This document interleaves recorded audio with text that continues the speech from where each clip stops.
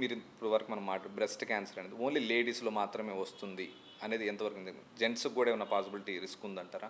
అంటే అందరూ అనుకున్నది బ్రెస్ట్ క్యాన్సర్ అనగానే ఓన్లీ లేడీస్, మీరు ఇంతకుముందు చెప్పినట్టు cervical cancer like what ever ఏదైనా కూడా వ్యాక్సిన్స్, సో ఎంతవరకు నిజం జెంట్స్ కూడా మేల్స్కి కూడా వస్తుంది బ్రెస్ట్ క్యాన్సర్.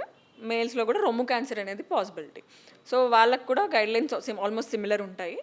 ఆ వచ్చిన సైజుని బట్టి దాని హార్మోనల్ స్టేటస్ని బట్టి ట్రీట్మెంట్ అనేది జరుగుతుంది.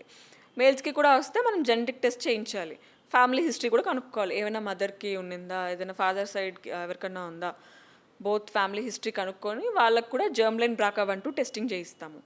కొంతమంది ఉంటారు మదర్ బ్రెస్ట్ క్యాన్సర్ ఉంటుంది, సో ఆవిడకి జెనెటిక్ టెస్ట్ చేయిస్తాము, BRCA1/2 అనేసి బ్లడ్ ద్వారా టెస్ట్ చేయిస్తాం. ఆవిడ పాజిటివ్ ఉంటుంది.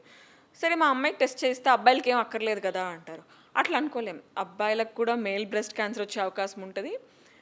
BRCA వల్ల ప్రాస్టేట్ క్యాన్సర్ వచ్చే అవకాశం ఉంటుంది, ప్యాంక్రియాటిక్ క్యాన్సర్ అండ్ మెల్లోమా ఈ రిస్క్ కూడా ఉంటుంది. సో అబ్బాయిలకు కూడా కంపల్సరీ చేయించాలి. ఓకే, ఎవ్రీ ఇయర్ చేయించుకోవాలి అబ్బాయిలు కూడా?